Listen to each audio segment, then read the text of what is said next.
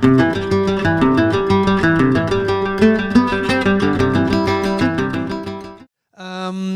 we move on to our last presenter. That's Endri Gjoshi from the Belgian community in Albania.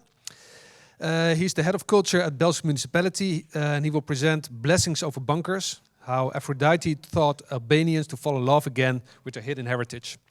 This remarkable journey reflects on reviving ancient traditions and cultures in Albania, bringing communities together and enriching the region through sustainable tourism. Henry, the floor is yours. And we had a little chat about your story and about the words being used. Some were a little bit too poetic. But what I do like, there was one sort of sentence I highlighted that was cherishing the genuine. Like I said, cherishing the genuine and really making sure what is local and to use it as a way to protect the culture and help people come. Because you know what I said in Belgium, we used to live before 8 years. We was shy of going out, the females, to go out to eat something or to drink something. If you would see a girl that drives a car, you'd say, who's she? There was judging, you know. Everything was judgment. Like you see coffee, two girls, they said, why they are going out, you know? Before, I'm saying 8 years, 10 years, not long time ago. So, and after reviving the center of Belgium, we see nowadays that everybody goes out, every girl comes with their children, play coffee, driven cars. It's not a problem now. But before, and we had the communism time that I don't want to mention because that is a blackout for Albanian cultural heritage, for everything, religion. It was closed, like a big pause, like 40 years. Is a pause that nobody did nothing, and we don't know about to talk about that. So we started from the culture before 40 years, and we started now after the communism fell down. And in 1983 in Albania, there was bunkers building. The end of 1983 was the last bunker, let's say, that was built. There was like 750,000 bunkers in Albania. But nowadays they are not anymore because the people destroyed them to sell the iron because we didn't know what they was built for. But we learned that in that time, in the communism time, the leader of Albania thought that will be a nuclear war, and so the people can hide in those bunkers and maybe be saving. But I don't know what was his intention, but he did it, so nobody used them. So they destroyed for selling them, and nowadays we use them like a cultural thing. We have used to rebuilding them, using for cultural attraction. That's okay. Well, you already halfway in the presentation, so yeah. Still, my heart is beating. So, thank you. I come from Belš.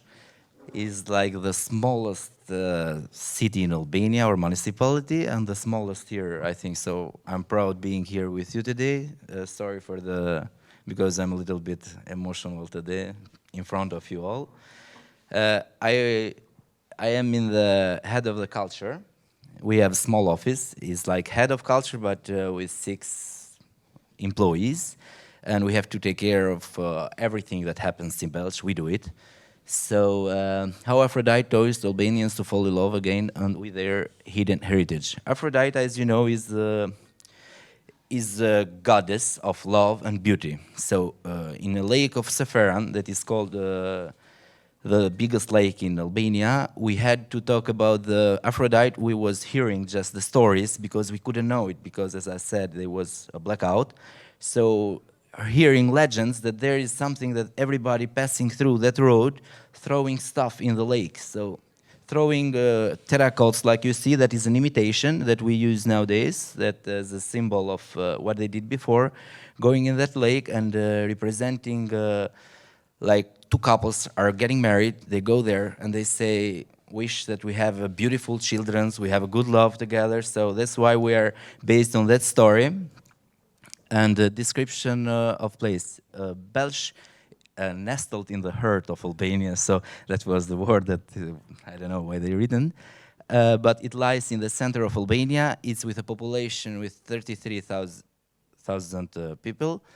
And we have 84 lakes. They are small ones. 7 of them are bigger than the others, that are the most important lakes in Belgium.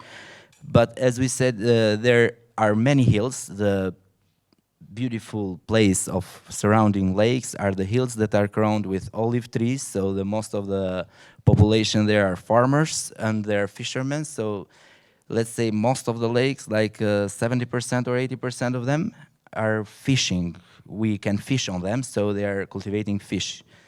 And because, okay, it's 200 meters square, as you see. It's like very small. And having 84 lakes, everybody said to me that it's not good having 84 lakes in that small place. I can get in a chair and see all of them? No, it's impossible because, as I said, the hills that are there are very good, are very high.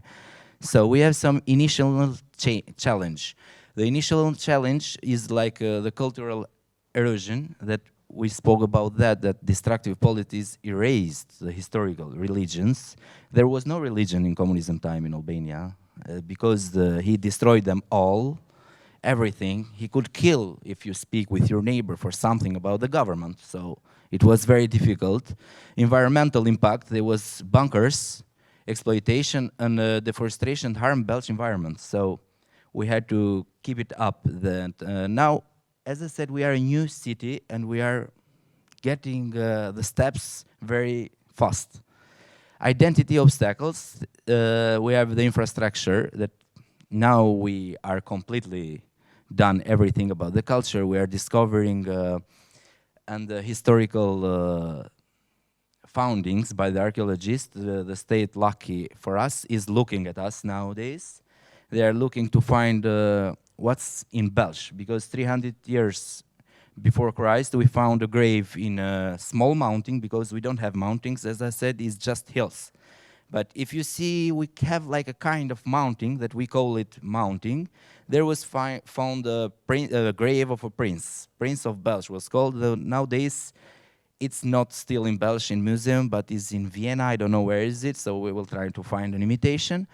Steps taken after the communism, or the, let's say, the findings. Ah, that's the mountain.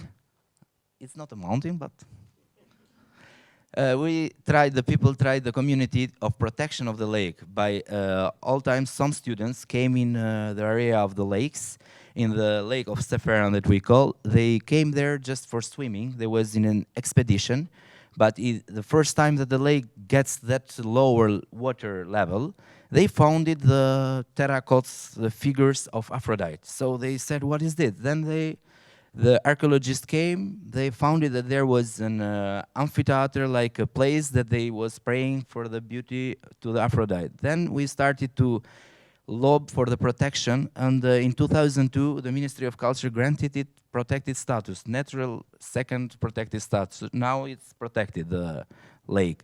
So there was the findings, and steps 2 was cultural revival. I am lucky to say that in 2017, I was the guy who prepared all of the Aphrodite Festival.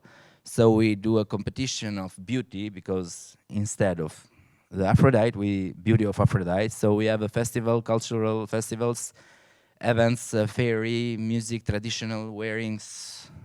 And the step 3 is the development, tourism development. Except the Belgium, I am mentioning Sefera now, because the Albanian Development Fund, and you say Swedish Embassy, did a big project in Albania, was called like 100 villages, touristic villages. So we won that project, and Seferan is the village. So we are in that project, 100 touristic villages in Albania.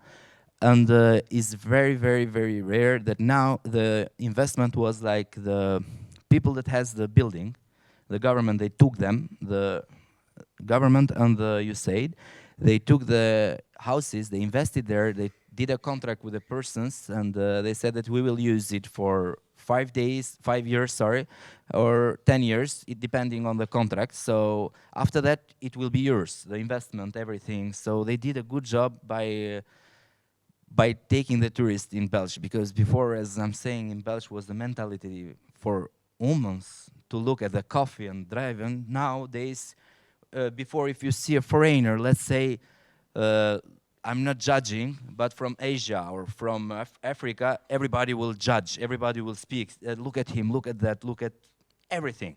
Nowadays, they don't mind at all. Hey, how are you? Where are you from? Oh, welcome in Belgium.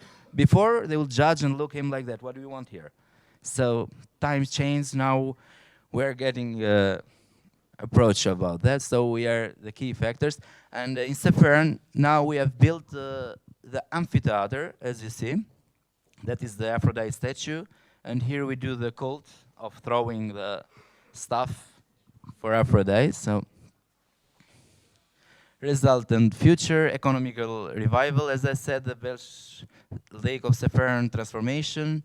And now in Belgium, we didn't have any guest house, any hotel before 8 years, some say, not more than that. Now there's accommodation. The guest houses that are in Sefern are left from the project that was before, but now used by the people. That is absolutely great. I would love to have that house there now, but the hotels that are getting like mushrooms, you know, I don't understand where they are coming from. Now in Belgium you can find like more than 5 hotels, meaning it's impossible. You see, tourism growth, visitor numbers have surged, average 3,500 weekly, but this is that that we have to do. Now, we have the tourism, one-day tourism, familiar tourism, how to call it.